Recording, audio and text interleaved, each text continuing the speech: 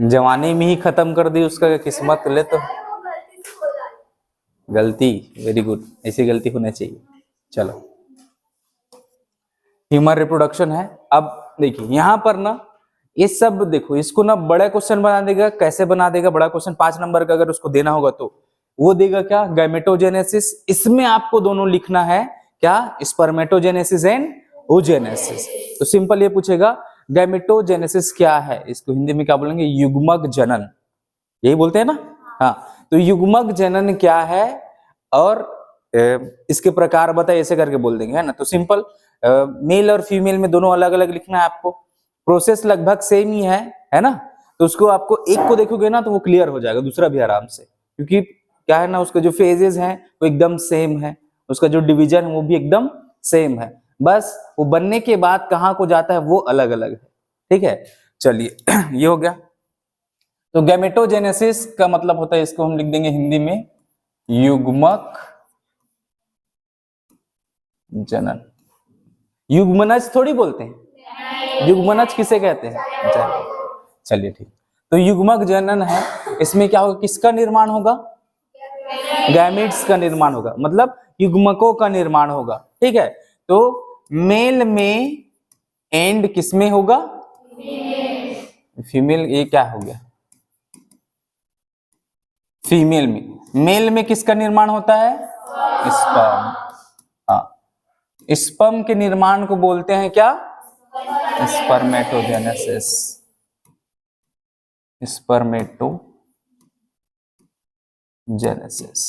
ठीक। और फीमेल में किसका निर्माण होगा? ओवम का। और इसको क्या बोलेंगे? oogenesis। सिंपल ये है, ठीक है। अब इसको एक भी लिख सकते हो, कोई दिक्कत नहीं, ठीक है। तो ये आपका गैमेटोजेनेसिस में आ जाएगा, स्पर्मेटोजेनेसिस और oogenesis। ये बड़े क्वेश्चन में होगा, इसको आपको इलेबोरेट करना होगा, थोड़ा सा विस्तार से लिखना होगा इसको, ठीक है। क्या होता है स्पर्मेटोजेनेसिस, जैसे आगे होगा ना इसके बारे में तो डिस्कस करेंगे, क्योंकि डिटेल क्वेश्चन इससे है ना।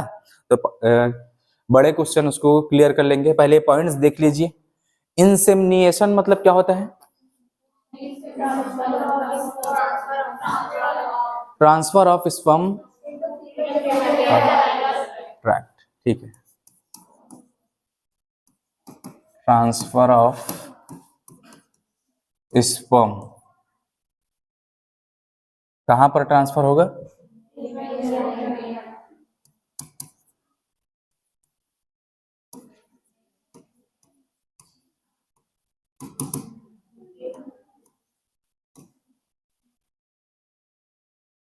जेनिटल होता है क्या? ट्रैक्ट, ये होता है। फर्टिलाइजेशन मतलब हाँ, fusion of male gamete male and female gamete, इसको बोलते हैं फर्टिलाइजेशन। इससे किसका निर्माण होता है? जाइगोट का। Very good. चलिए, तो ये मेल और फीमेल गैमेट एन, इसका प्लॉडी लेवल भी पूछा जाता है। जाइगोट बनने के बाद तो एन, ये हो गया। तो इससे क्या क्वेश्चन बन सकता है कि स्पर्म में या फिर ओवम में, ये मेल गैमेट है ना, मेल गैमेट और फीमेल गैमेट है, स्पर्म और ओवम, इसमें क्रोमोसोम की संख्या आधी क्यों हो जाती है?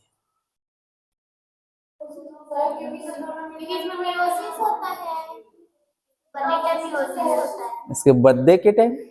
अच्छा चलो, इसके बनने के टाइम मियोसिस होता है, ठीक है। लेकिन वो होता क्यों है, सोच के देखिए थोड़ा सा।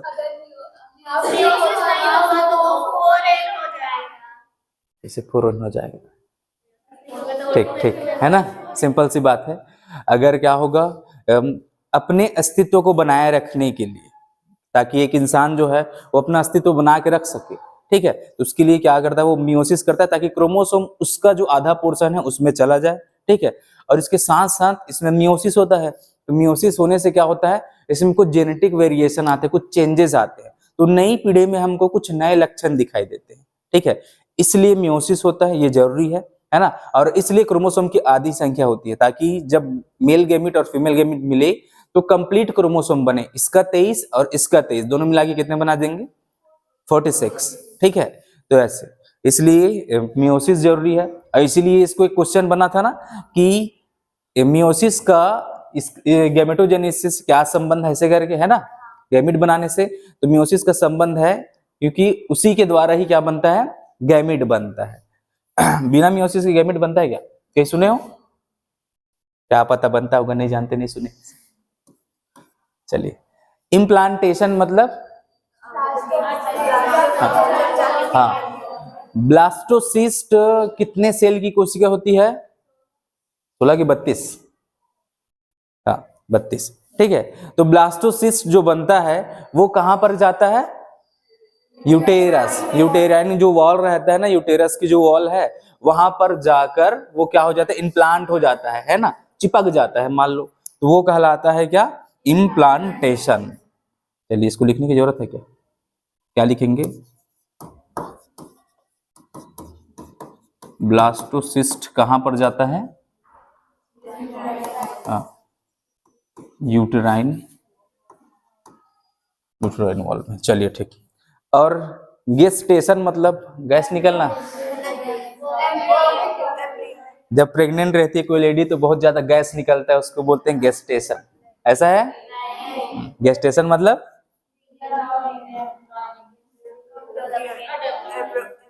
हाँ, इसका डेवलपमेंट, ये चला गया ना, अब इसका डेवलपमेंट होगा, ठीक है। तो सिंपल उसको बोलते हैं क्या, गेस्टेशन। चलिए ठीक। एक और रहता है ना, एक और कुछ, हाँ पार्चुरेशन, क्या हो गया, लिख रही थी क्या, कौन बोला लिखने के लिए, क्या नहीं पढ़ी थी? अरे भाई एक नोट छोड़ के जाऊंगा यहाँ पर, उसको लिख लेना, ठीक है। नोट्स लास्ट में छोड़ता हूँ ना एक नोट इंग्लिश वाला, हाँ तो वो देख लेना। चलिए अब ऐसा करते हैं, मैं रिप्रोडक्टिव सिस्टम इसको थोड़ा सा साइड करते हैं, सीधा आते हैं अपन गैमेटोजेनेसिस में, ठीक।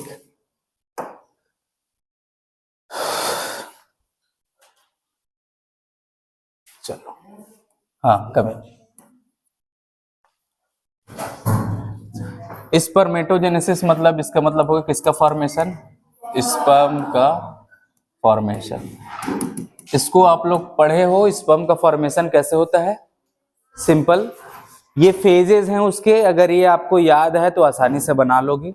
और ये उसका एक टोटल ना, एक देखा जाए ना तो एक ओवरऑल ये फ्यूचर है, ये जर्म लेयर है, ठीक है। उससे कैसे डिवीजन होगा, तो कैसे यहाँ पर लास्ट में ये स्पर्म बन रहे हैं, ठीक है। शुरुआत कहाँ से होती है, इस लेयर से। ये क्या कहलाता है, ये जो लेयर है इसको क्या बोलते हैं, बेसमेंट मेम्ब्रेन, या फिर इसको बोलते हैं सेमनीफेरस ट्यूब्यूल। ऐसे सेमनीफेरस ट्यूब्यूल सुने हो? ये एग है, इसमें ऐसे गोलाकार ऐसे संरचनाएं रहती है, और इसी के अंदर ऐसे ये क्या है, ऐसे क्यूबॉइडल सेल है। क्यूबॉइडल सेल मतलब क्यूब के जैसे, पढ़े हैं अपन, याद है जब टिश्यू पढ़ रहे थे तो पढ़े थे 3 प्रकार के सेल, एक था फ्लैट सेल टाइल्स के जैसा स्क्वेमस, एक था क्यूबॉइडल जो चौकोर था, और एक था कॉलमर जो कॉलम के जैसा था, ठीक है। तो यहां पर क्या है, क्यूबॉइडल सेल्स हैं, कैसे सेल्स हैं, क्यूबॉइडल, क्यूब सेल्स, ठीक है। अब ये ऐसे सेल्स हैं, ठीक है, ध्यान से सुनना। अब इसको मैं क्या बोल रहा हूं, ये क्या है,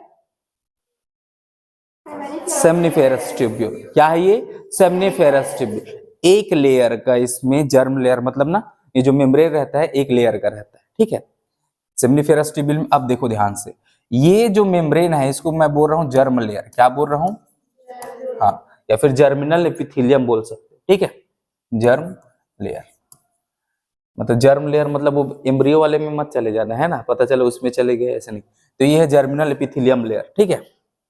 अब क्या होगा, सारा किस्सा इसी से शुरू होता है, हर चीज की शुरुआत यहीं से होगी। ये जो जर्मिनल एपिथेलियम का जो लेयर है यही डिवाइड करेगा, अपने बहुत सारे सेल्स ऐसे बनाएगा, और इसी के बीच में ऐसे ना कुछ कॉलम सेल्स पाए जाते हैं। इन सेल्स को क्या बोलते हैं मालूम, किसी को मालूम है, कॉलम जैसे लंबे लंबे नरिशिंग सेल्स जो पोषण प्रदान करते हैं स्पर्म को, स्टेरॉइड, सर्टोराइल, सर्टोली सेल्स, सर्टोराइल सेल। ये कहीं पर लिखा होगा भाई, नहीं लिखा है क्या ये दे? चलो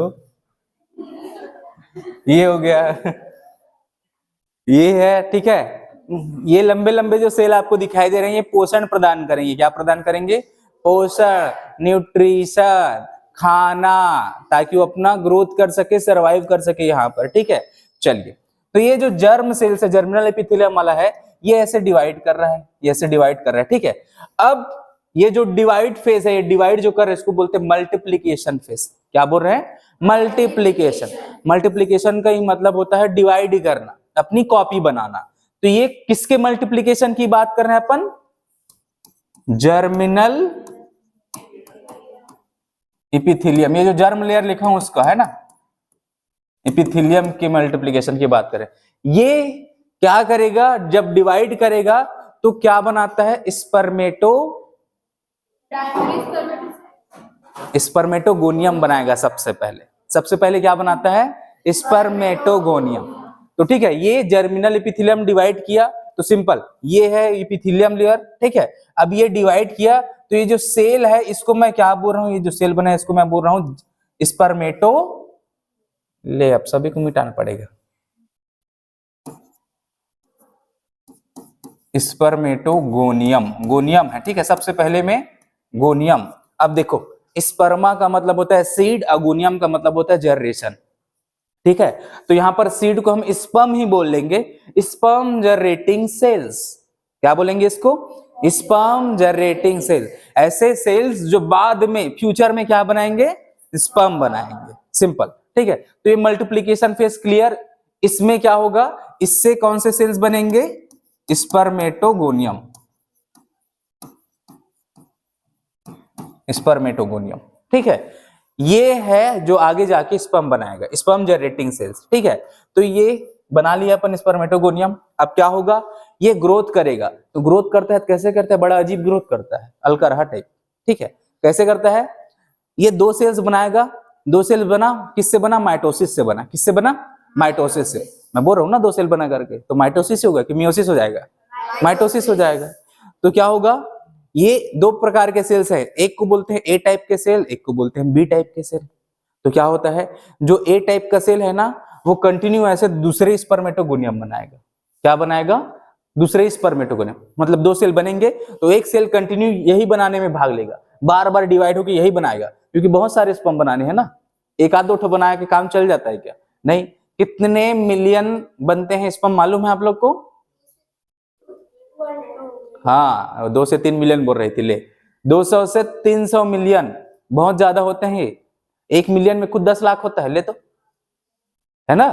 तो इतने सारे बनाने हैं, तो ये कंटिन्यू डिवाइड करता रहेगा, ठीक है। तो दो प्रकार के सेल हैं, ए एंड बी,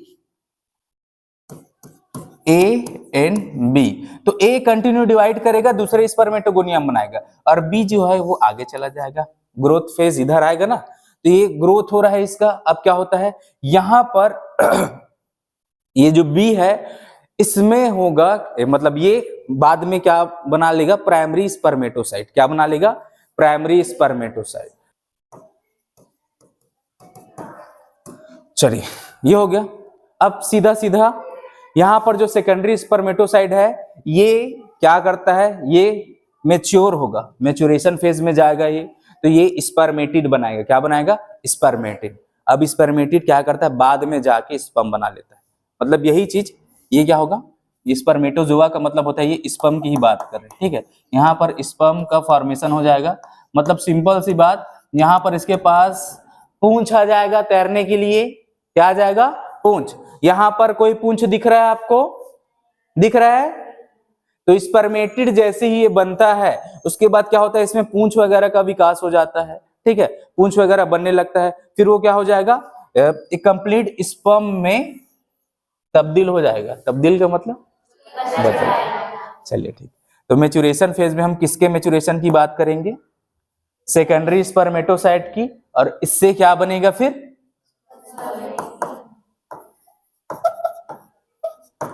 स्पर्मेटिड बनेगा, ठीक है। क्लियर, ये फेजेस क्लियर हुए। सिंपल, आपको केवल ये ध्यान में रखना है कि शुरुआत कहां से हुई। तो सिंपल, शुरुआत कहां से हुई थी?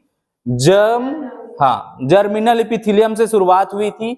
यही भाग लेता है क्या करने में? स्पर्म बनाने में।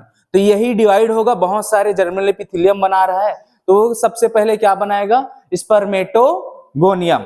स्पर्मेटोगोनियम बाद में क्या बनाएगा? क्या? स्पर्मेटोसाइट्स बनाएगा ना, तो पहले प्राइमरी बनाएगा, उसके बाद सेकेंडरी बनाएगा, यही सेकेंडरी बाद में जाके स्पर्मेटिड बनाएगा, और वही मेच्योर होके क्या बना लेता है? स्पर्म बना लेता है। क्लियर ना? केवल 4 चीजें याद रखना है आपको, ये ठीक है। ये कैसे बना, ये क्यूबॉइडल सेल है या नहीं, सामने वाले को उतना मालूम नहीं है ना। मान लो उतना डिटेल में बोर्ड में कहाँ लिखेंगे, बच्चे ऐसे सोचते हैं। और आप लोग नीट वगैरह का पढ़े बहुत ज्यादा डिटेल कर लिए हो, ठीक है, तो कुछ एक्स्ट्रा भी लिख सकते हो आप लोग। हाँ चलो ठीक। ये डायग्राम देखो, बायो में आपको नंबर ना डायग्राम से मिलता है। जैसे मान लो मैं चेक करने वाला हूं, आप लोगों ने लिखा है, तो अगर मैंने ये पूछा स्पर्मेटोजेनेसिस, अगर आपने ऐसा कुछ डायग्राम बना दिया, ठीक है, तो फिर मैं क्या करूंगा? इसको डायग्राम बहुत अच्छे से बनाना आ गया है, मतलब इसको मालूम है कि किसके बारे में लिखना है, मेरा दिमाग उसमें जाएगा, यहाँ फलाना को अच्छा आता है भाई, ये डायग्राम बनाए हैं, मतलब इसके बारे में लिखेगा जरूर ऐसे करके।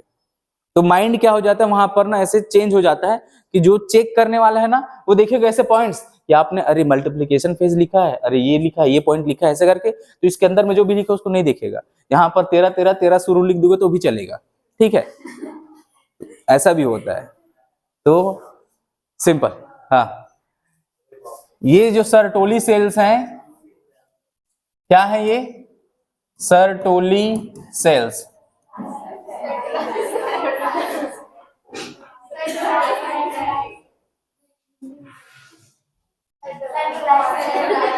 सर्टोलाई,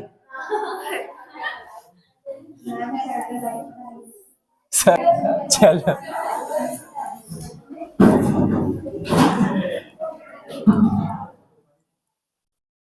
ये नर्स सेल्स है। नर्स का मतलब ऐसा नहीं कि डॉक्टर की नर्स, ऐसा वाला नहीं, ठीक है।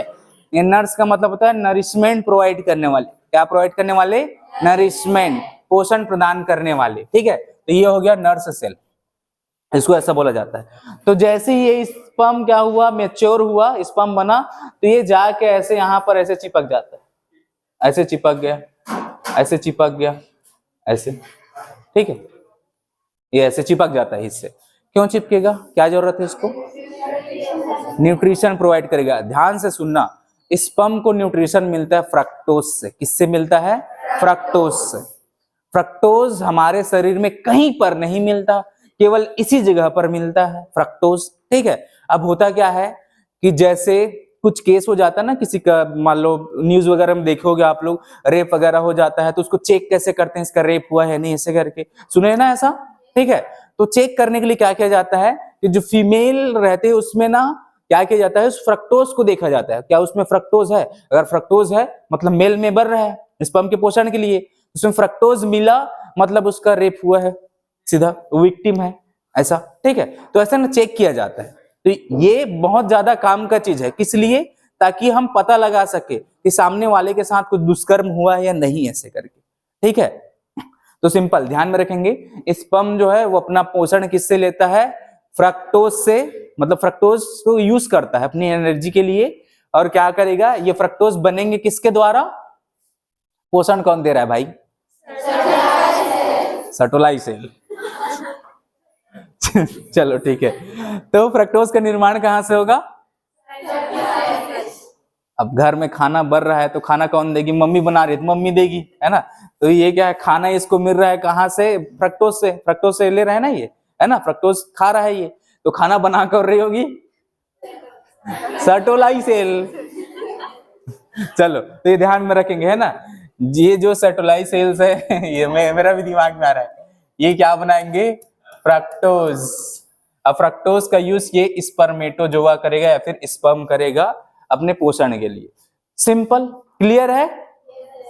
कोई दिक्कत इसमें समझने में? अगर आपको ये स्पर्मेटोजेनेसिस अगर पूछ दिया जाता है तो सिंपल आपको 3 से 4 नाम याद रखने हैं। अगर आप मान लो ये फेजेस भूल गए कि सबसे पहले क्या होता है, जर्मिनल एपिथेलियम का मल्टीप्लिकेशन होता है, तो मल्टीप्लिकेशन फेज। उसके बाद वो मल्टीप्लाई किया मतलब वो ग्रोथ भी करेगा। इसको मैं आपको अच्छे से रिलेट करके समझा रहा हूं। हमने रूट पढ़ा है, रूट टिप में रूट कैप, तो उसके जस्ट से बाद रहता है क्या, मेरिस्टेमेटिक सेल्स, उसके बाद रहता है जोन ऑफ इलोंगेशन ग्रोथ वाला, उसके बाद रहता है मेच्योर रीजन जहां पर रूट हेयर्स निकलते हैं।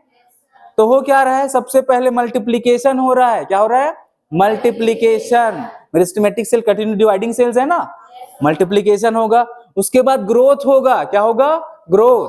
वो डिवाइड करें तो उसको ग्रोथ करना पड़ेगा ना, तो ग्रोथ होगा। उसके बाद वो क्या करेगा, एक मैच्योर सेल बनाएगा ताकि कुछ काम कर सके, कुछ परफॉर्म कर सके। ठीक है, चलिए सिंपल। तो वही चीज यहाँ है, मल्टीप्लीकेशन, ग्रोथ, उसके बाद मैच्योर। तो ये तो एक्स्ट्रा हो गया, आपका स्पर्म का निर्माण है तो उसको आप एक्स्ट्रा लिख सकते हो। अगर ये याद नहीं आएगा तो रूट याद हो जाएगा, उसके सारे फेज ऐसे ही हैं। ठीक है, तो सिंपल ये है और कुछ नहीं। आपको थोड़ा सा नाम ध्यान में रखना पड़ेगा कि जर्मिनल एपिथेलियम है, उससे क्या स्पर्मेटोगोनिया बनेगा, उसके बाद प्राइमरी स्पर्मेटोसाइट, सेकेंडरी स्पर्मेटोसाइट, उसके बाद स्पर्मेटिड और लास्ट में स्पर्म, या फिर इसी को बोलेंगे स्पर्मेटोजोआ, जुआइन, अजवाइन। चलो क्लियर, किसी को कोई समस्या समझने में, ठीक है ना। चलिए अब ये आपका आ गया सिंपल, इसको बोलते हैं शुक्राणु जनन, हिंदी में क्या बोलेंगे, शुक्राणु जनन। तो इसको छोटा क्वेश्चन नहीं पूछते, सिंपल सिर्फ इतना सारा लिखना है तो छोटा क्वेश्चन कौन देगा इसके बारे में। तो इसको 3 नंबर 4 नंबर या फिर 5 नंबर में दे देंगे। शुक्राणु जनन को विस्तार से समझाइए तथा इसकी विभिन्न अवस्थाओं को लिखिए ऐसा करके। ठीक है, तो ये जो फेजेस हैं इसको आपको लिखना पड़ेगा। तो ये 3 फेज तो मेन है जो आपको जड़ से भी याद हो जाएंगे। ठीक है, मल्टीप्लीकेशन, ग्रोथ एंड मैच्योरेशन, है ना। एमजीएम अस्पताल है रायपुर में आई का, वो याद हो जाएगा फिर आप लोग से। चलो सुने हो क्या एमजीएम के बारे में, नहीं सुने, एमजीएम अस्पताल है रायपुर में, आई केयर वाला, आंख से संबंधित। ये हो गया। अब आपको मान लो ना ये छोटा लगने लगा है ना, तो इसको अपना और बड़ा कर सकते हो, इसका डायग्राम बना के, इसका डायग्राम बना दो, इसके बारे में लिख दो कि सबसे शुरू में एक्रोसोम रहता है, उस एक्रोसोम का नाम क्या है, ये हार्मोनल कंट्रोल। अच्छा, हार्मोन वगैरह का कुछ रोल है क्या इसमें, कौन कौन से हार्मोन बता सकते हो मेरे को। एस्ट्रोजन कौन बोला रे, मेल में एस्ट्रोजन। चलो यहां पर सबसे पहले पिट्यूटरी ग्लैंड है,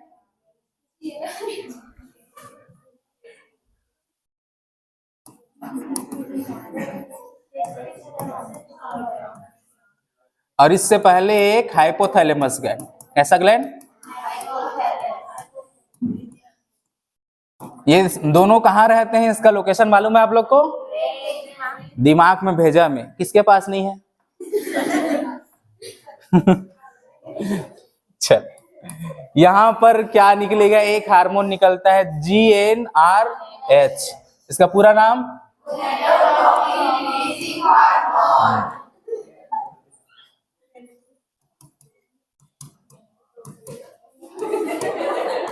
क्या हो गया,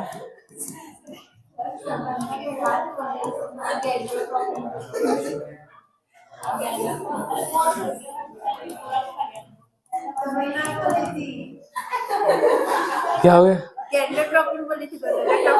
गैंडोट्रोपिन। हाँ चल ठीक है, जैसे भी हो, ऐसे कुछ होता है ना, कुछ गलत होता है ना, मान लो इसके बारे में, तो ये चीज आपको ना परमानेंट याद रह जाती है, मालूम है। जैसे मान लो मैं कुछ पढ़ा रहा हूँ, ध्यान से सुनना, और मैंने ना जानबूझ के कोई चीज अगर गलत पढ़ा दिया, ध्यान से सुनो, उसके बाद मैं ना, अरे ये तो मेरे से गलत हो गया, तो आप लोग सोचोगे अरे मास्टर तो गलत कर दिया, तो कहां पर गलत किया है मास्टर, ये दिमाग में गूंजने लगे वो चीज, है ना। तो क्या होता है वो चीज याद हो जाती है। ठीक, ठीक है। तो कभी कभी धोखा से गलत अगर पढ़ लेते हो तो उसको ऐसा मत समझना कि मैं गलत पढ़ लिया हूं, करके वो चीज आपको परमानेंट याद रहती है, क्योंकि आप वहां पर गलत किए थे। और गलती से सीखते हैं भाई अपन, ऐसे बार बार गलती नहीं करते। ठीक है, चलो पिट्यूटरी ग्लैंड से कौन कौन से हार्मोन रिलीज होंगे, ल्यूटिनाइजिंग और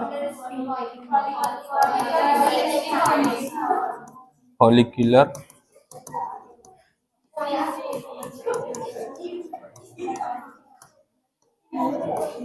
चलिए ल्यूटिनाइजिंग हार्मोन LH और इसको क्या बोलेंगे FSH।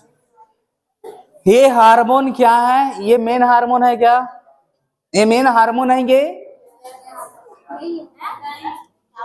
मेन हार्मोन है क्या? ये इसका मेन काम होता है क्या यहाँ पर?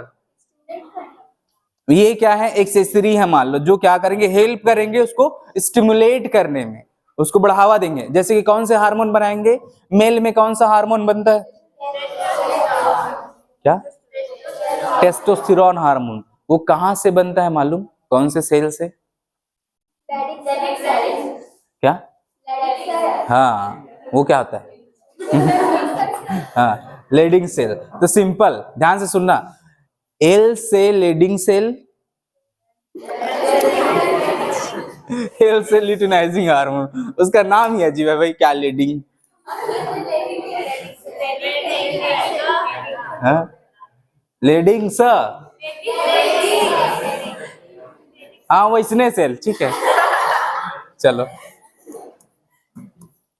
तो ये सिंपल ध्यान में रखेंगे, ये एल फॉर लीडिंग सेल, एक आपका ये हो गया ल्यूटिनाइजिंग हार्मोन। तो ये जाएगा वहां पर, उस सेल को स्टिमुलेट करेगा कौन से हार्मोन बनाने के लिए? एंड्रोजन। क्या? एंड्रोजन तो पूरा हार्मोन मेल के लिए यूज कर रहे हैं अपन, ठीक है। उस हार्मोन का नाम क्या है? टेस्टोस्टेरोन। हाँ, तो ये क्या करेगा? कहां से निकालूं इसका पूंछ? ये देखो, ये किसको स्टिमुलेट करेगा?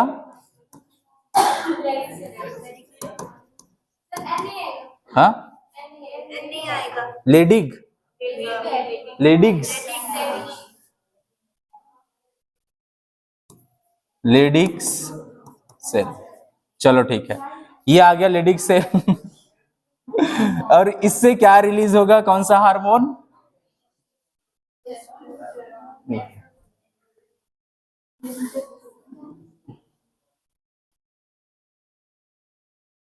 टेस्टोस्टेरोन। चलो ठीक है, ये है, आपको केवल इतना ही याद रखना है। ये एक्स्ट्रा लिखने के लिए मान लो 5 नंबर में आपको टाइम रहा, एक्स्ट्रा लिखना है, तो आपने क्या लिख लिया? स्पर्मेटोजेनेसिस लिख लिया। उसके बाद आप एक्स्ट्रा लिख सकते हो कि कौन कौन से हार्मोन है जो स्पर्मेटोजेनेसिस में भाग लेते हैं। तो सिंपल, हाइपोथैलेमस ग्लैंड से ये रिलीज होगा, ये जाके किसको स्टिमुलेट करता है? पिट्यूटरी ग्लैंड को। वो जाएगा, इसको बोलेगा कि भाई उठ, तेरा काम चालू हो गया, ऐसे करके। तो ये कौन से हार्मोन रिलीज करेगा? 2 हार्मोन। कौन कौन से? Luteinizing hormone, follicle stimulating hormone. ये ल्यूटिनाइजिंग हार्मोन किसको स्टिमुलेट करता है? लीडिंग सेल को। ये क्या बनाएगा? टेस्टोस्टेरोन, ठीक है, ये हार्मोन है। चलिए, अब इसमें क्या होता है?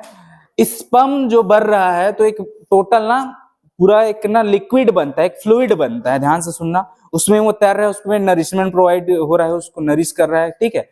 अब उसमें क्या होता है? उसका पीएच कितना होता है मालूम? हाँ, 200 से 300 मिलियन बनते हैं, चलो ठीक है, स्पर्म है ना।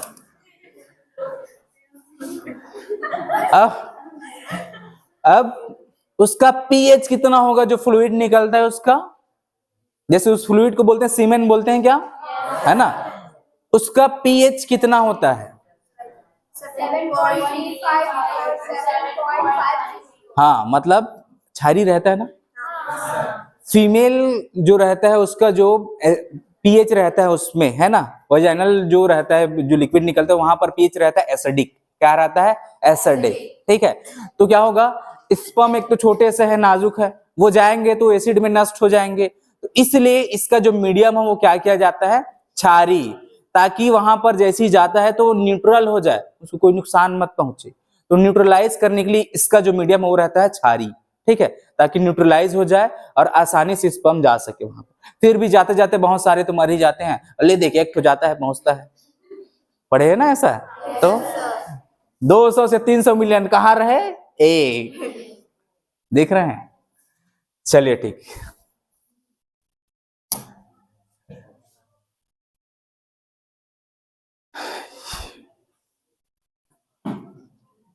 स्ट्रक्चर है, मान लो स्पर्म का स्ट्रक्चर पूछ दिया आपको, स्पर्म का स्ट्रक्चर बताइए, 3 नंबर का सवाल है ना। या फिर इसको बोल देंगे शुक्राणु की संरचना, शुक्राणु की संरचना बताइए। ठीक है, तो ये जो स्पर्म है वो कितने भाग से मिलकर बना होता है? 1 2 3 3.5 4, 4 भाग। ठीक है, अब यहां पर आपको 4 भाग देखने हैं। 4 भाग दिखाई दे रहे हैं क्या आपको? एक तो बड़ा सा मुंडी दिखाई दे रहा है, यहां पर एक संरचना रहेगी, एक्रोसोम। क्या बोलते हैं इसको? एक्रोसोम। एक्रोसोम किससे बना होता है? किसी से तो बना रहता है।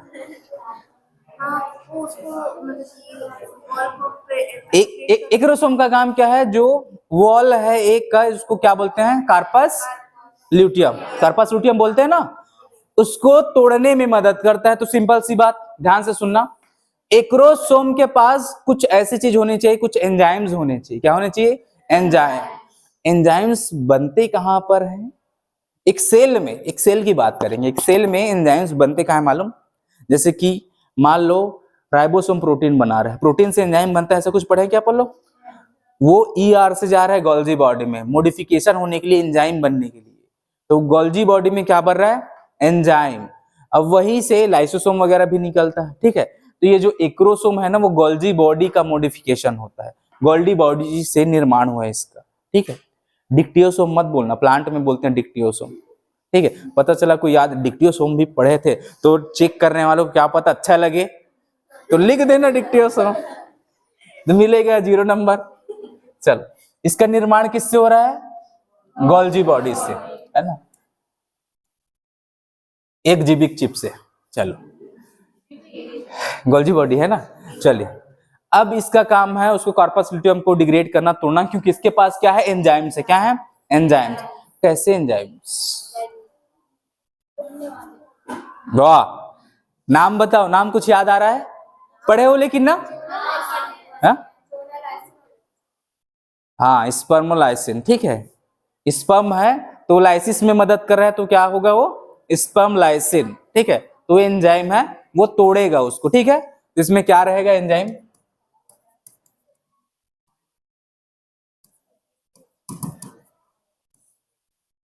चलिए, ये हो गया।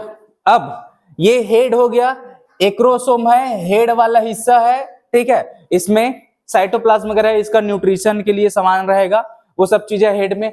उसके बाद क्या है? नेक आ गया, तो यहां पर छोटा सा हिस्सा ये कहलाएगा नेक। क्या कहलाएगा? नेक। ज्यादा बड़ा नहीं रहता, छोटा सा है। ठीक है, उसके बाद रहेगा मिडिल पीस। मिडिल पीस भी उतना ज्यादा बड़ा नहीं रहता, मान लो इतना को आप ले लो, मिडिल पीस है। क्या है? Middle piece. और इसमें क्या रहता है? माइटोकॉन्ड्रिया। इसको एनर्जी मिलेगा ना। ठीक है, तो यहां पर इसको एनर्जी मिलता है। ठीक है, ये हो गया। अब क्या होगा? कितने माइटोकॉन्ड्रिया रहते हैं मालूम है क्या? ज्यादा माइटोकॉन्ड्रिया नहीं रहते इसके पास। ठीक है, क्योंकि एक तो छोटा सा संरचना, और ज्यादा क्या रहेगा इसके पास। फिर ये टेल है। क्या है? टेल। टेल में क्या रहता है? इसका कोई फंक्शन मालूम है आप लोग को? हाँ, उसको तैरने में मदद करेगा। तो सिंपल, मेल जो गैमीट है वो रहता है क्या? मोटाइल। क्या रहता है? मोटाइल। और फीमेल जो गैमीट है वो रहती है नॉन मोटाइल और साइज में बड़ी।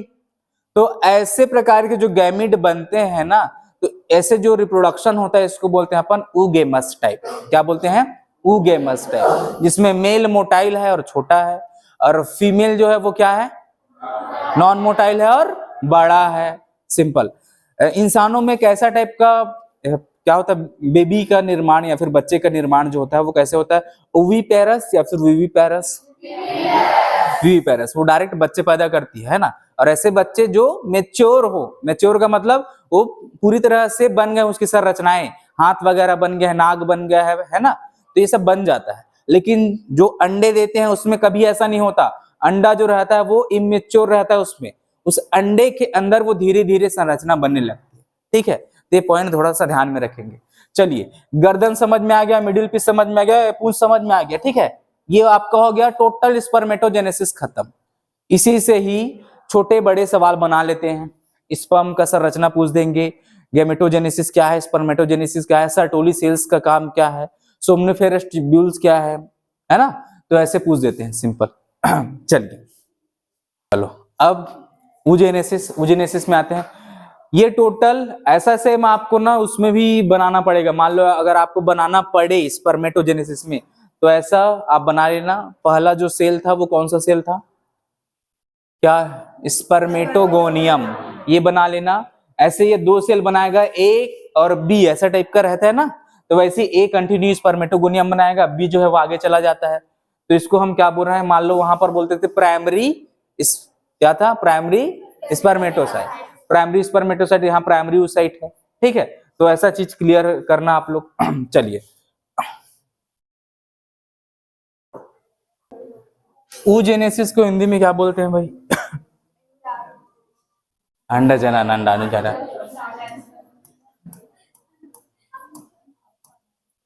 किस में पढ़ दी?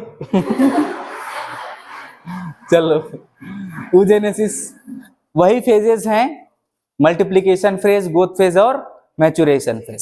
सिंपल, तो ध्यान से देखिएगा। सबसे पहला जो सेल, जैसे उसमें बोले थे क्या है, स्पर्मेटोगोनियम। यहाँ पर एग है, एग को बोलते हैं क्या, oocyte या फिर ओगोनियम, है ना। तो ये पहला जो सेल रहेगा ये रहेगा क्या, ओगोनियम, जो एग बनाने में भाग लेगा, ठीक है। तो ओगोनियम है, तो इसमें माइटोसिस होगा, तो ऐसे दूसरे सेल्स बनेंगे, ठीक है। तो कोई एक सेल यहाँ पर हम ला लेते हैं जो भाग ले रहा है क्या बनाने में, एग बनाने में, ओवम बनाने में। तो ये जो पहला सेल जो आया भाग लिया, इसको क्या बोल रहे हैं, प्राइमरी oocyte। हाँ चलो, प्राइमरी oocyte। अब इसमें क्या होगा, मियोसिस होगा, तो ये मियोसिस है, ठीक है। ये आपका फर्स्ट मियोसिस, तो दो सेल बनेंगे, पहला मियोसिस है ना, तो दो सेल बन रहे हैं, एक बड़ा सेल और एक छोटा सेल। इसको बोलते हैं अनइक्वल डिवीजन। क्या बोलते हैं, अनइक्वल डिवीजन, क्योंकि दोनों सेल का साइज क्या है, अलग अलग, बड़ा है, अलग अलग, एक बड़ा और एक छोटा है, ठीक है। तो जो बड़ा सेल है इसको हम बोलते हैं सेकेंडरी oocyte, क्योंकि यही आगे जाके एग बनाएगा या फिर ओवम बनाएगा। और जो छोटा सेल है इसको क्या बोलते हैं, पोलर बॉडी। क्या बोलेंगे, पोलर बॉडी। तो ये है पोलर बॉडी, सिंपल। अब ये क्या होगा, ये जो बड़ा सेल है ये फिर से डिवाइड करेगा, छोटा सेल वो भी डिवाइड करता है, तो ये दो पोलर बॉडी बना लेगा, इसको बोलते हैं सेकेंडरी पोलर बॉडी। क्या बोलेंगे, सेकेंडरी पोलर बॉडी। और इस सेकेंडरी oocyte के डिवीजन से भी दो सेल बनेंगे, एक बड़ा और एक छोटा। तो ये जो छोटा वाला है ये भी क्या कहलाएगा, सेकेंडरी पोलर बॉडी। तो आपके पास लास्ट में जब पूरा मियोसिस कंप्लीट हो जाता है तो तीन पोलर बॉडी मिलते हैं और एक बड़ा सेल मिलता है जिसको क्या बोल रहे हैं, ओवम, ठीक है। ये तीनों नष्ट हो जाते हैं, एक ये बचता है, यही आगे जाके स्पर्म से फर्टिलाइज होगा। ये यहां पर ही करा दिए है ना, ऐसे स्पर्म से फर्टिलाइज होगा, उसके बाद क्या हो जाएगा, जाइगोट बन जाएगा, मैजिक, ठीक है। तो ये देखो यहाँ पर अच्छा चीज लिखा हुआ है कि जो एग या फिर ये जो निर्माण है ना, वो अनबॉर्न बेबी में भी चालू हो जाता है, जो बच्चा पैदा नहीं हुआ है उसमें। लेकिन जैसे मेल में अगर हम बात करें, स्पर्म का निर्माण तो कब चालू होता है, बचपन से नहीं होता, उसे गर्भ से नहीं होता, उसमें चालू होगा 12 से 15 साल के बीच में, एक एज है उसमें, है ना, उसमें स्पर्म का निर्माण चालू होता है। लेकिन फीमेल के केस में ऐसा नहीं है, उसमें जो ओगोनियम वगैरह का निर्माण कब से चालू होता है, अनबॉर्न फीमेल बेबी से। फीमेल में ही चालू होगा ना, कौन सा मेल में होगा ये, है ना, तो फीमेल है तो उसमें चालू होता है। उसके बाद ये जो है ये क्या होता है, ध्यान से सुनना। प्यूबर्टी का मतलब होता है मैच्योरेशन फेज, वही 12 से 15 साल के बीच, जब उसमें क्या होता है, एग बनाने की जो क्षमता है या फिर ना प्रजनन क्षमता विकसित हो जाती है, ठीक है। तब क्या होता है, ये प्राइमरी oocytes बनते हैं। लेकिन उससे पहले तक वो क्या रहता है, ओगोनियम बन के रहता है, ठीक है। उसके बाद ये बनेगा प्यूबर्टी के केस में, जब मैच्योर हो जाएंगे, उसके बाद फिर ये प्रोसेस हो जाएगा, ठीक है। लेकिन स्पर्म जो है वो, ये सुनने को भी मिलता है कि वो मेल में हमेशा बनते रहता है, ऐसा नहीं है कि कभी नष्ट हो गया, ऐसा नहीं है ना। या फिर कभी धोखा से ऐसा भी हो सकता है कि एकदम डोकरा हो गया तब खत्म हो रहा है उसमें ये क्षमता, ठीक है, स्पर्म बनाने की। लेकिन ऐसा फीमेल के केस में नहीं है। फीमेल क्या होता है, ये बचपन से मतलब पैदा नहीं हुआ उस टाइम से ये चीज कंटिन्यू है, लेकिन एक सर्टेन एज के बाद वो रुक जाती है, मालूम है ना, वो एज कौन सा है? हाँ 50 तक, लगभग 50 के एज में आते आते तक उसमें एग या फिर ओवम का निर्माण नहीं होता। अब इससे पहले जो मेंस्ट्रुअल साइकिल है वो भी क्या हो जाता है? रुक जाता है, बंद हो जाता है। ठीक है, तो मतलब 50 के बाद बच्चे पैदा नहीं कर सकते। ऐसा कुछ अपवाद सुने हो कि एक आध जने डोगरी ढागरी बच्चे पैदा किए करके? इंटरनेट में आजकल बहुत कुछ सुनने को मिलता है। क्या ऐसे मत बोला मैं करके दिखाऊंगा करके। इतना ओवर कॉन्फिडेंस नहीं भाई। चलो चलो, ये ऊजेनिसिस समझ गए? सिंपल, इसको आपको अगर लिखना होगा हिंदी में तो लिख सकते हो। ऊजेनेसिस की प्रक्रिया फीमेल में गर्भ से ही चालू हो जाती है। उसके बाद इसमें प्राइमरी oocyte का निर्माण लेकिन किस में चालू होगा? ग्रोथ फेज में। ग्रोथ फेज मतलब जब वो 12 से 15 साल के हो जाएगी कोई भी, है ना, तो उस टाइम पे प्राइमरी oocyte का निर्माण होगा। अब बाद में उसके बाद से फिर किसका निर्माण चालू हो जाएगा? ओवम का। ठीक है, अगर फर्टिलाइज हुआ तो ठीक, नहीं हुआ तो ये बाहर हो जाता है कौन से साइकिल के थ्रू?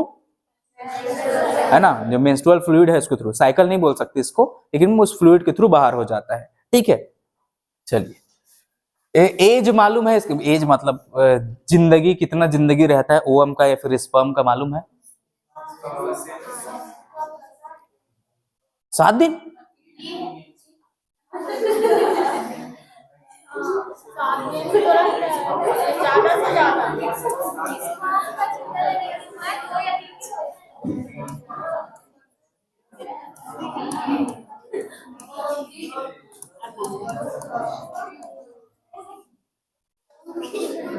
सात दिन किस में पढ़े हो?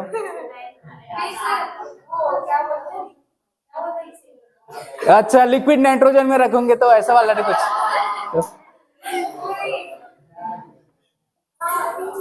अच्छा, किसी दूसरे जानवर का पढ़ लिए होगे।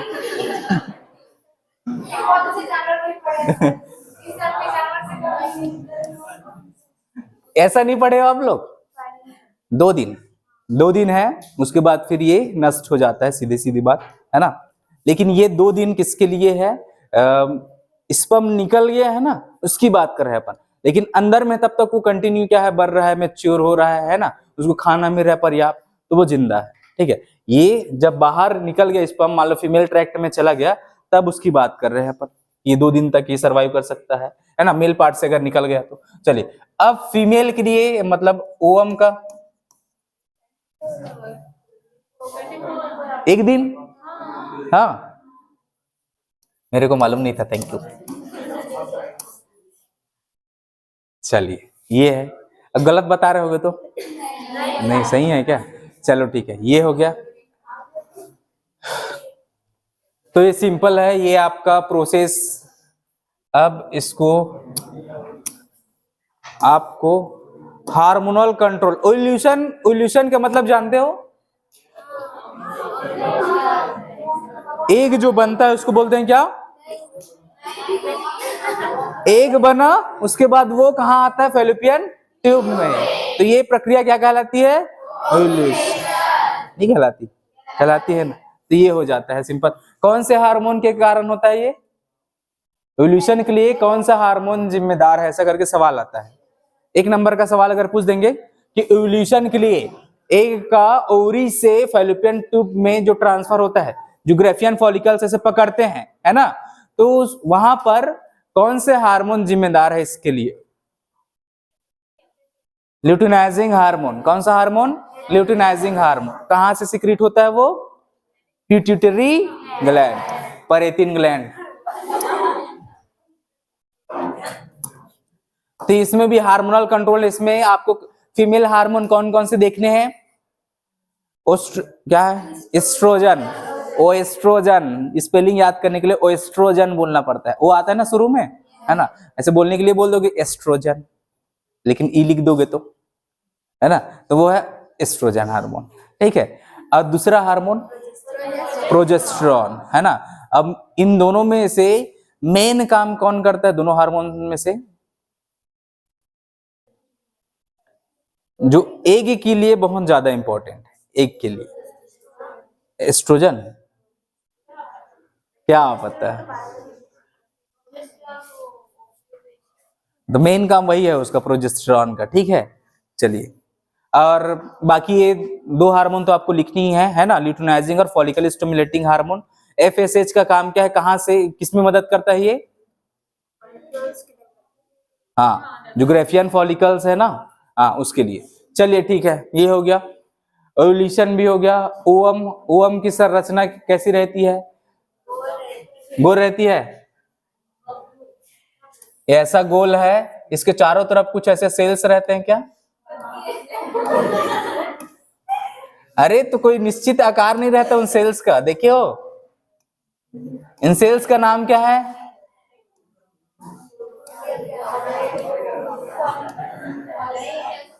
क्या है? कोरोना, गो कोरोना गो।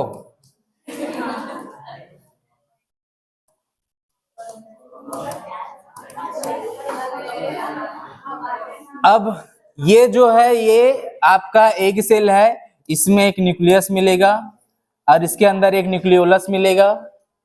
ठीक है, ये आपका हो गया, सिंपल सी बात।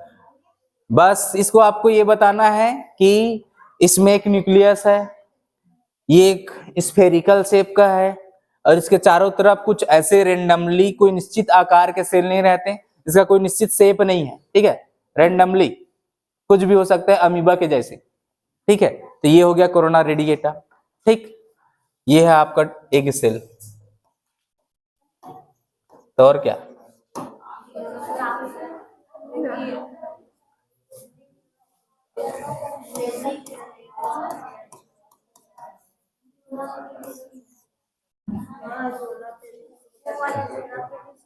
कौन सा?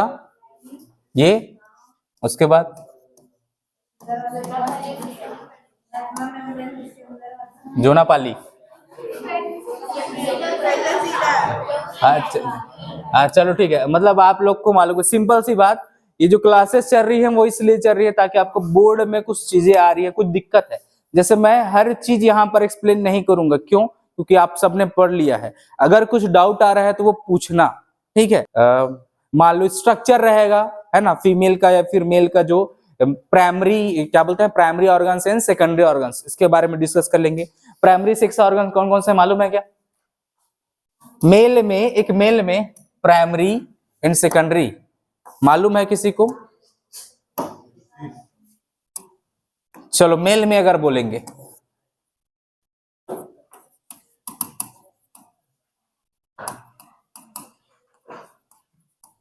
ऑर्गन्स, प्राइमरी सिक्स ऑर्गन्स एक तरफ लिखेंगे अपन, सेकेंडरी।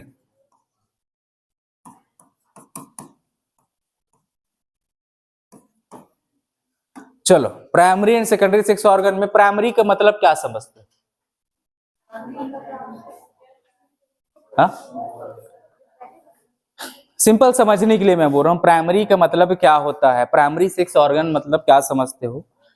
सिंपल, ध्यान से सुनना, कि अगर कोई सेल या फिर कोई ऑर्गन क्या बना रही है कि गैमिट्स बना रही, क्या बना रही है? गैमिट। वो गैमिट को रखे है अपने पास। ठीक है, और इससे हार्मोन्स भी बन रहे हैं, रिलीज हो रहे हैं हार्मोन्स। ठीक है, तो क्या क्या चीजें मेन? एक तो गैमिट का निर्माण, दूसरा है हार्मोन्स का सिक्रेशन। ठीक है, तो ये दो चीजें मेन कहां पर संपन्न हो रहा है? ये प्राइमरी सेक्स ऑर्गन्स अगर मेल में बोलेंगे तो मेल में कहां पर होगा? टेस्टिस।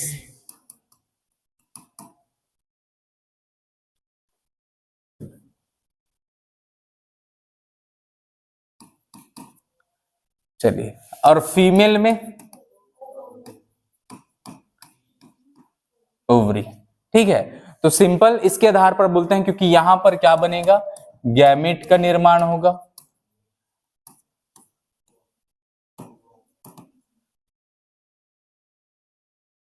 मेल गैमेट और ये फीमेल गैमेट, ऐसे। ठीक है, हार्मोन्स वगैरह का सिक्रीशन होता है यहां पर, इसलिए इसको बोलते हैं प्राइमरी।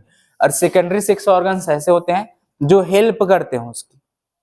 ठीक है, मान लो क्या होगा सेकेंडरी सेक्स ऑर्गन्स में, जैसे वासा डिफरेंशिया, वासा फ्रेंसिया, जो डक्ट वगैरह है, कुछ कुछ है ना, एजिकुलेटरी डक्ट्स, और क्या हो जाएगा?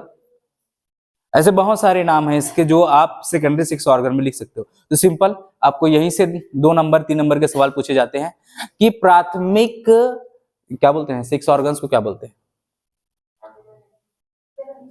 जनन अंग। हाँ, प्राथमिक जनन अंग है ना। प्राथमिक जनन अंग के बारे में बताइए, ठीक है, 2 नंबर का क्वेश्चन। या फिर सेकेंडरी जनन अंग के बारे में बताइए, कोई 2 उदाहरण दीजिए ऐसे करके, कोई 2 उदाहरण, यहाँ पर कोई 2 उदाहरण सिंपल। तो मेल और फीमेल करके आपको बताना पड़ेगा 2 उदाहरण, एक है टेस्टिस और एक है ओवरी, ऐसे करके। तो सिंपल ऐसे सवाल आते हैं बोर्ड के लिए, है ना, बोर्ड में ऐसे सवाल पूछे जाते हैं। और मेंस्ट्रुअल साइकिल से सवाल आता है, मेनार्की, और एक है मेनोपॉज, है ना, तो उससे सवाल आता है। मेंस्ट्रुअल साइकिल से ध्यान से सुनना, पहला है आपका मेनार्की और दूसरा है आपका मेनोपॉज। सिंपल। मेनार्की का मतलब होता है, हिंदी में बोलते हैं, हिंदी में आएगा रजो दर्शन। क्या आएगा? रजो दर्शन, ठीक है, सिंपल। जैसे रजो धर्म बोलते हैं ना इसको हिंदी में, है ना, रजो धर्म बोलते हैं। तो इसको जब शुरुआत हो रही है, शुरू में सबसे पहली बार जब आ रहा है, तो इसको हम बोलते हैं क्या? रजो दर्शन, पहली बार आ रहा है इस कारण से, ठीक है। तो ये हो गया। हाँ, मेंस्ट्रुएशन जब स्टार्ट होगा,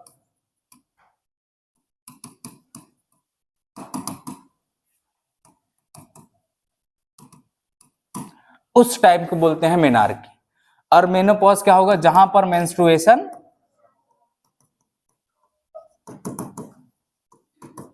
स्टॉप हो जाएगा, इसको हम बोलते हैं मेनोपॉज, ठीक है। इसका कोई एज है क्या? एज पूछा जाता है ना कि शुरुआत कब होती है, तो सिंपल इसके लिए एज दिया गया है 12 से 15। 12 से 15, सिंपल सी बात है। हर में सेम नहीं होता, हर इंसान में ऐसा नहीं है कि एक ही टाइम रहेगा। हर इंसान का केवल 12 साल में आएगा ये जरूरी है, नहीं तो उसको कोई दिक्कत हो जाएगा, नहीं तो हो जाएगा, ऐसे सब ना कहने वाली बातें हैं, ठीक है। हर इंसान की बॉडी अलग अलग रहती है। जैसे मान लो किसी इंसान में हीमोग्लोबिन की कमी होती है, उसमें लेट से आता है, तो ऐसा नहीं है कि उसको डरने की जरूरत है या फिर कुछ भी चीज, ठीक है, आता तो है ना, सिंपल सी बात। तो वो क्या होगा, थोड़ा सा सचेत रहे इसके लिए, आयरन वगैरह की गोली ले, ताकि जो हीमोग्लोबिन का लेवल है वो बना रहे, तो फिर वो कंटिन्यू आता रहता है, फिर वो पीरियड, ठीक है, पीरियड ही बोलते हैं ना इसको, कि क्या बोलते हैं, सिंपल। उसके बाद ये है, इसका कोई एज बता सकते हैं? हाँ, 45 to 50, ठीक है, तो 50 साल, ठीक। तो ये है आपका, ये 2 टर्म से 2 नंबर से क्वेश्चन आता है। अगर आपको बड़ा पूछना रहेगा तो इसको कभी नहीं देंगे, इसको कभी नहीं देंगे, आपको देंगे direct menstrual cycle. Menstrual cycle को विस्तार से समझाइए। हिंदी में क्या बोलते हैं इसको? रजो चक्र, ऋतुस्राव, क्या बोलते हैं? ऋतुस्राव बोलते हैं ना। हाँ, तो इसके बारे में ऐसा दिया जाएगा आपको। 3 से लेकर 4 नंबर क्वेश्चन, इससे कभी भी बड़ा क्वेश्चन नहीं बनेगा। आपको बहुत बड़ा क्वेश्चन ऐसे बना के नहीं देंगे 5 नंबर का, 3 नंबर का दे सकते हैं, या फिर 2 नंबर, 3 नंबर का मान लो, 3 से 4 नंबर का क्वेश्चन इससे बन सकता है, ज्यादा बड़ा नहीं बना देंगे, ठीक है, 3 नंबर मैक्सिमम मान लो। तो ये है मेनार्की और ये एक है मेनोपॉज। ये आपको ध्यान में रखना है, इसको मतलब पढ़ना है इसको बोर्ड के लिए, ठीक है। उसके बाद ये फेजेस है कि टोटल 28 दिन का रहता है, 28 से 29 दिन मान लो, है ना। तो ये जो पीरियड है कि कौन से टाइम में क्या चीजें होती है, कौन कौन से फेजेस हैं जिसमें क्या होता है, एंडोमेट्रियम नष्ट हो रहा है, उसके बाद फिर बाद में धीरे धीरे फिर से बनने लगता है ना। तो ये साइकिल अगर आपको याद रहेगा तो आप आसानी से बना लो, ठीक है। मेंस्ट्रुअल फेज, ये कौन सा फेज है, इसमें क्या चीजें संपन्न होती है, कुछ मालूम है? मेंस्ट्रुअल फेज, हाँ, मेंस्ट्रुअल फेज वो है जहां पर क्या होता है, जैसे ब्लीडिंग स्टार्ट हो रही है बोलते हैं ना, तो सबसे शुरू वाला फेज ये है, ठीक है, जिसमें एंडोमेट्रियम नष्ट होकर इसे बाहर गिरने लगते हैं, ठीक है, ये हो गया। उसके बाद क्या होता है, प्रोलिफरेटिव फेज। प्रोलिफरेशन मतलब कुछ बनना, मल्टीप्लिकेट होना, है ना, तो फॉलिकल्स वगैरह का बनना यहाँ पर चालू होगा। तो इसी फेज में क्या होता है, जो एंडोमेट्रियम वापस बनने लगता है, वो क्या हो गया, वो टूट कर बाहर चला गया ना, वो धीरे धीरे हील होने लगता है, बनने लगता है, ठीक है, वो फिर से लेयर वो बन जाएगा, ठीक है, तो एंडोमेट्रियम वगैरह ऐसे फिर से बनने लगता है। उसके बाद ये है सिक्रेटरी फेस, ठीक है, इसमें क्या होगा, हाँ वो क्या हो जाएगा, जो फ्लूइड वगैरह है वो बनता है और वो सिक्रीट होता है। जो फ्लूइड है ना वो यहाँ पर ऐसे बनेगा, corpus luteum begins to degenerate, यहाँ पर कॉर्पस लुटियम धीरे धीरे क्या होने लगते हैं, डिजनरेट होने लगते हैं। सिंपल, मतलब एग जो है वो टूटने लगता है, ऐसा बोल रहे हैं, सीधी सीधी बात, ठीक है। चलिए फिर ये चीजें क्या हो जाती है, फिर से एक साइकिल में फिर से चलने लगती हैं, फिर से वो एंडोमेट्रियम लेयर टूटेगा, फिर से बनेगा, वही हार्मोन्स भाग लेंगे, luteinizing hormone, follicle stimulating hormone. Pregnancy के टाइम पे एक और हार्मोन बनता है, मालूम है? अच्छा चलो ठीक, तो सिंपल प्रेगनेंसी के लिए इससे सवाल पूछा जाता है कि कौन सा हार्मोन है जो प्रेगनेंसी के टाइम पे, जब बच्चा पैदा हो रहा है उस टाइम पे कौन हेल्प करता है, जो पेल्विक है उसको थोड़ा सा ऐसे फैलाने में मदद करता है, रिलैक्स करता है उसको, है ना, तो नाम ही उसका है रिलैक्सिन हार्मोन। कौन सा हार्मोन? Relaxin hormone.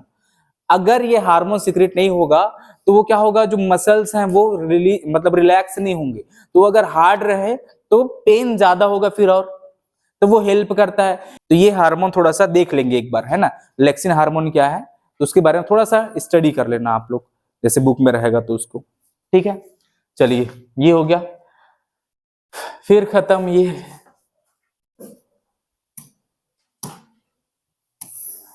ओव्यूलेशन समझ में आ गया, स्पर्म का स्ट्रक्चर समझ में आ गया, oogenesis समझ में आया, उसके बाद है गैमेटोजेनेसिस में स्पर्मेटोजेनेसिस समझ में आया,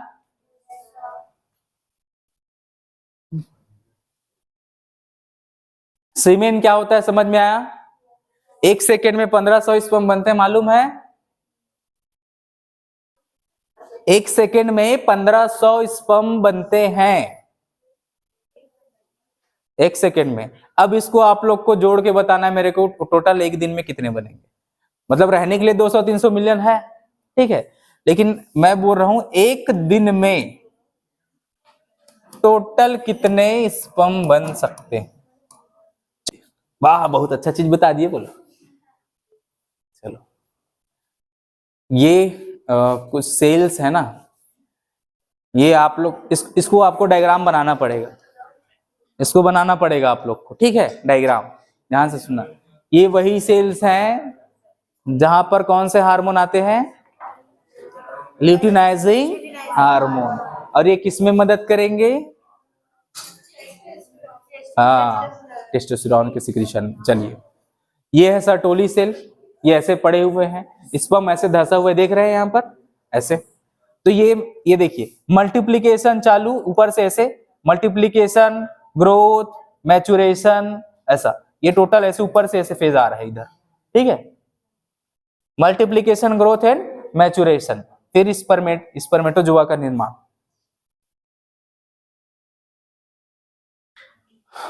तो आपका खत्म हो गया जी, ये मोर कहानी पूर के साग भात चूर के।